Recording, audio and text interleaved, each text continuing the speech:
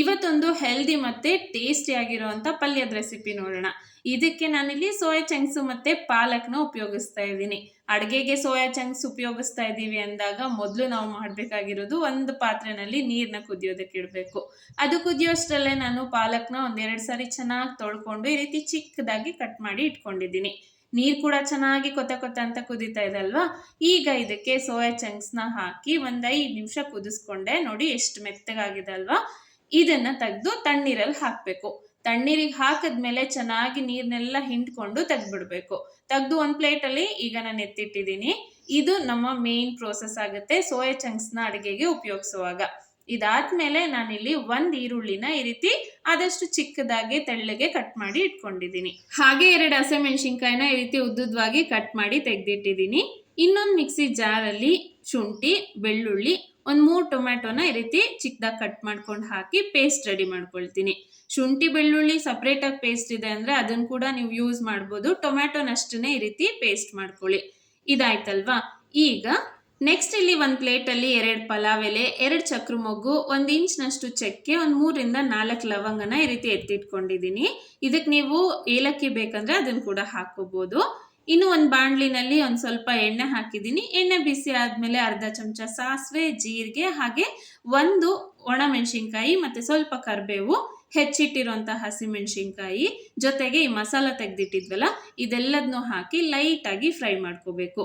ಇದೆಲ್ಲ ಲೈಟಾಗಿ ಫ್ರೈ ಆದಮೇಲೆ ಹೆಚ್ಚಿಟ್ಟಿರೋ ಈರುಳ್ಳಿನೂ ಕೂಡ ಇದಕ್ಕೆ ಹಾಕಿ ಕಂದು ಬಣ್ಣ ಬರೋವರೆಗೂ ಫ್ರೈ ಮಾಡಿಕೊಂಡು ಅದನ್ನು ಸ್ವಲ್ಪ ಸೈಡಿಗೆ ಸರಿಸ್ಕೊಂಡಿದ್ದೀನಿ. ಇದೇ ಎಣ್ಣೆನಲ್ಲೇ ಅರ್ಧ ಚಮಚ ಅರಿಶಿನದ ಪುಡಿ, 1 ಚಮಚ ಧನಿಯಾ ಪುಡಿ, 1 ಚಮಚ ಗರಂ ಮಸಾಲ, ಹಾಗೆ ಸ್ವಲ್ಪ ಖಾರದ ಪುಡಿನ ಹಾಕಿ ಚೆನ್ನಾಗಿ ಎಣ್ಣೆನಲ್ಲಿ ಫ್ರೈ ಮಾಡಿಕೊಂಡು ಆಮೇಲೆ ಈ ರೀತಿ ಮಿಕ್ಸ್ ಮಾಡ್ಕೊಂಡಿದ್ದೀನಿ.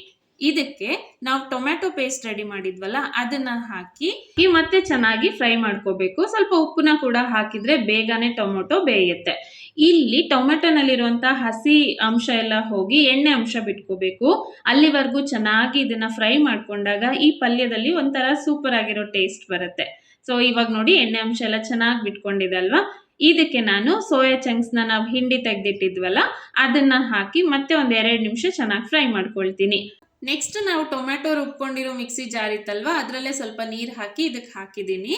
ಇದನ್ನ ಒಂದು 2 ಸೆಕೆಂಡ್ವರೆಗೂ ಈ ರೀತಿ ಮಿಕ್ಸ್ ಮಾಡಿಕೊಂಡು ಆಮೇಲೆ ಇಲ್ಲಿ ನಾವು ಚಿಕ್ಕದಾಗಿ ಹೆಚ್ಚಿಟ್ಕೊಂಡಿರುವಂಥ ಪಾಲಕ್ ಇತ್ತಲ್ವಾ ಆ ಸೊಪ್ಪನ್ನ ಜಸ್ಟ್ ಈ ರೀತಿ ಮೇಲ್ಗಡೆ ಉದುರಿಸ್ಕೊಂಡಿದ್ದೀನಿ. ಇವಾಗಲೇ ನಾನು ಮಿಕ್ಸ್ ಮಾಡಲ್ಲ. ಈ ನೀರಲ್ಲೇ ಹಬೆನಲ್ಲಿ ಇದು ಚೆನ್ನಾಗಿ ಬೇಯ್ಕೊಳ್ಳೋದಕ್ಕೆ ಒಂದು 2 ಸೆಕೆಂಡ್ ಬಿಡ್ತೀನಿ. ಮೇಲ್ಗಡೆ ಸ್ವಲ್ಪ ಉಪ್ಪನ್ನ ಹಾಕಿ ಮುಚ್ಚಳ ಮುಚ್ಚಿಟ್ಟು ಒಂದು 2 ಸೆಕೆಂಡ್ ಬೇಯಿಸಿದಾಗ ನೋಡಿ ಎಷ್ಟು ಚೆನ್ನಾಗಿ ಈ ಸೊಪ್ಪು ಬೆಂದಿದೆ ಅಲ್ವಾ.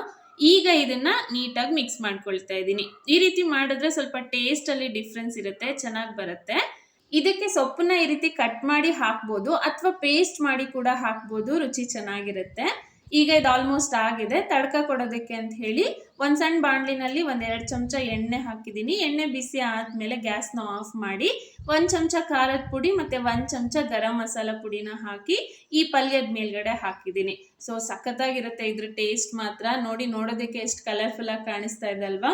ರುಚಿನೂ ಅಷ್ಟೇ ಚೆನ್ನಾಗಿರುತ್ತೆ. ಲಾಸ್ಟಲ್ಲಿ ನಿಮ್ಗೆ ತಡ್ಕ ಬೇಕು ಅಂದರೆ ಹಾಕೋಬೋದು, ಇಲ್ಲಾಂದರೆ ಸ್ಕಿಪ್ ಕೂಡ ಮಾಡ್ಕೋಬೋದು. ಮೇಲ್ಗಡೆ ಸ್ವಲ್ಪ ಕೊತ್ತಂಬರಿನ ಉದುರಿಸ್ಕೊಂಡ್ಬಿಟ್ರೆ ಪಲ್ಯ ಅಂತೂ ರೆಡಿ ಆಗಿಬಿಡುತ್ತೆ.